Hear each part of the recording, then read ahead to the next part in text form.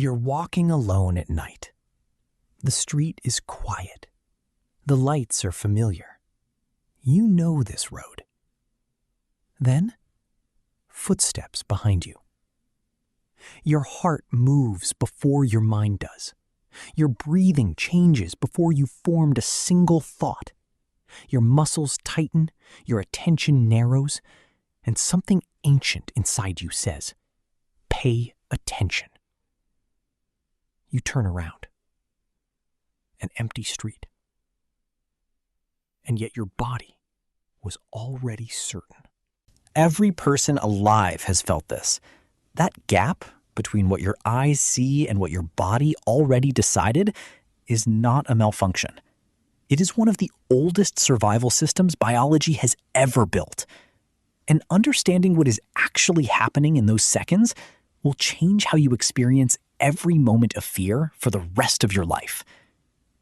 In 2010, a woman known in medical literature only as SM was walking through a park in Topeka, Kansas, late at night. A man grabbed her, pressed a knife to her throat, and told her she was going to die. SM looked him in the eye and said she wasn't afraid. She walked away. SM has a rare condition called Urbach-Wieth disease, which caused calcium deposits to form in both amygdalae, bilateral destruction of a structure deep in the temporal lobes that plays a critical role in threat detection. Researchers at the University of Iowa had spent years studying her, documenting her inability to experience fear in situations that would terrify almost anyone else. She could not feel it. The story sounds extraordinary, almost like a superpower. But Justin Feinstein and his colleagues discovered something unsettling. When SM was asked to breathe air enriched with carbon dioxide, mimicking the physical sensation of suffocation, she panicked. That response did not require her amygdala. It emerged from deeper brainstem structures. Circuits so ancient, they predate the evolution of the structures we usually associate with fear. Which means fear is not a single thing. It is a system. And that system runs deeper than any one part of the brain. To understand why that system exists, you have to go back further than neuroscience. Much further. Fear is not a uniquely human experience. It is not even uniquely mammalian. Organisms have been detecting and responding to danger for hundreds of millions of years, long before the first vertebrate nervous system existed. The capacity to recognize threat, mobilize resources, and act before it is too late is so fundamental to survival that evolution has built versions of it into almost every complex organism on Earth.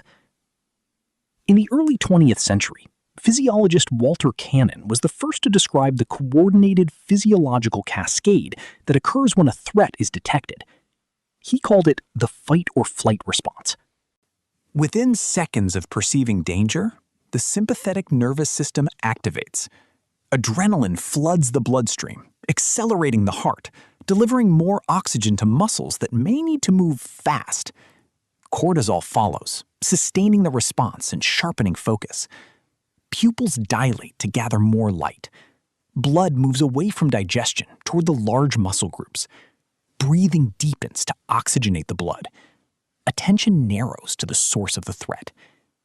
In a single coordinated moment, the body transforms from a resting state into something capable of extraordinary physical performance.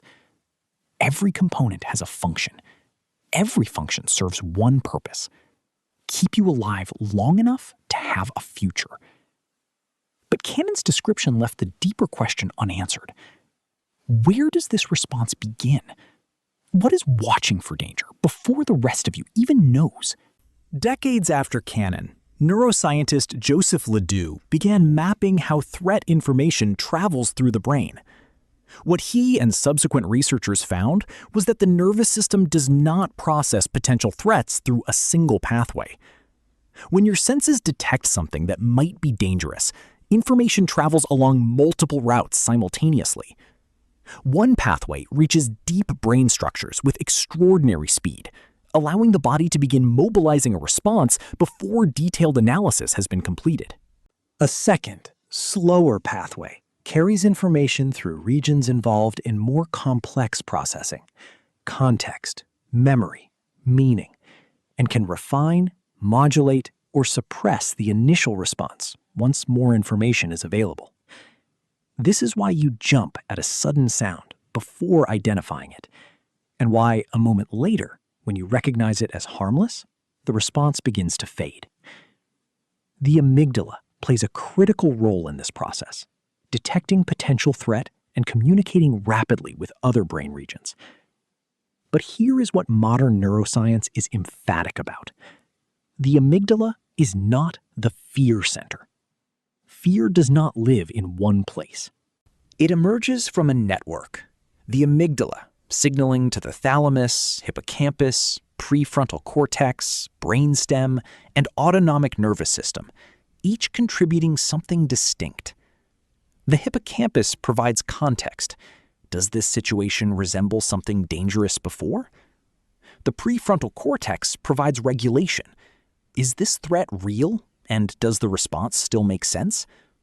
The brainstem drives the body's physical preparation. Fear is not a place in the brain. It is a conversation between many places, happening faster than thought. And now the question that changes everything. What happens when that conversation produces the wrong answer? In 2003, a study led by researcher Cyan Bylock investigated what happens to trained athletes when they are placed under extreme pressure. They found something that surprised almost everyone in the field. Experienced performers, people who had practiced their skill thousands of times, sometimes performed worse under high-stakes conditions than under routine ones. But more relevant to fear, they froze. Freezing is one of the least understood and most personally recognized responses in the human threat system. Not fight, not flight, complete stillness.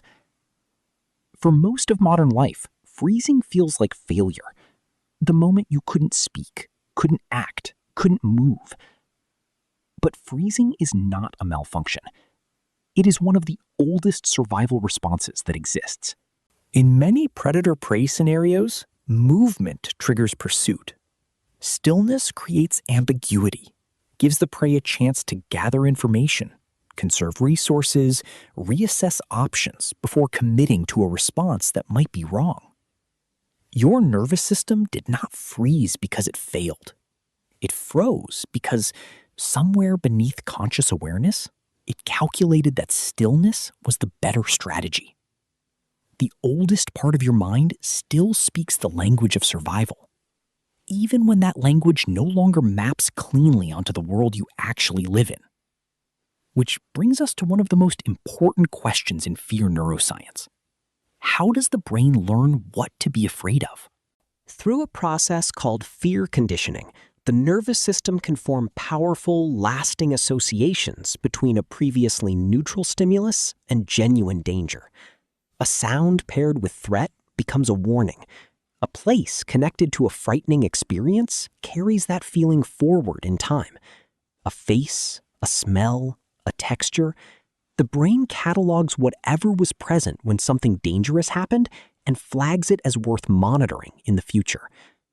This is pattern recognition as a survival strategy, and it is extraordinarily effective. The problem is that the same system that learns fear so reliably can calibrate to situations that don't warrant it. A single overwhelming experience can create an association so strong that it activates in circumstances only loosely connected to the original threat. This is one of the mechanisms underlying phobias and certain anxiety conditions. Not irrationality, but a pattern recognition system generating warnings at a threshold lower than the actual danger requires. And here is what makes this even more significant. Fear memories are not erased by time or by new experience. Through a process called fear extinction, new learning can inhibit the original association, but the original trace remains. under stress, after time has passed, in the right context, old fears can return. This is why exposure therapy, the clinical process of gradually encountering feared stimuli in a safe, controlled environment, does not delete fear. It builds new learning that competes with the old. The brain keeps the original warning. It simply learns, slowly, that the warning is no longer necessary. Neuroplasticity makes this possible. The same capacity that allowed fear to be learned allows new associations to take hold. The nervous system that learned to be afraid can learn something different, but it takes time and repetition and safety. This brings us to the revelation at the heart of this documentary. We tend to experience fear as the brain telling us something terrible is happening, but that is not quite what fear is. One influential modern framework in cognitive neuroscience, predictive processing, proposes that the brain is not a passive receiver of experience. It is a prediction engine, constantly generating models of what is about to happen, comparing those models to incoming information, and updating based on the difference. In this framework, fear is not a response to danger. It is the brain preparing you for danger that might be coming. Your brain is not trying to tell you that something is wrong. It is trying to make sure you survive if something is. That distinction matters more than it might first appear. The anxiety before a difficult conversation, the unease in an unfamiliar place, the racing heart before you stand up to speak. These are not signs that something is wrong with you. They are signs that your brain is taking seriously the possibility that this situation matters and is preparing you to meet it.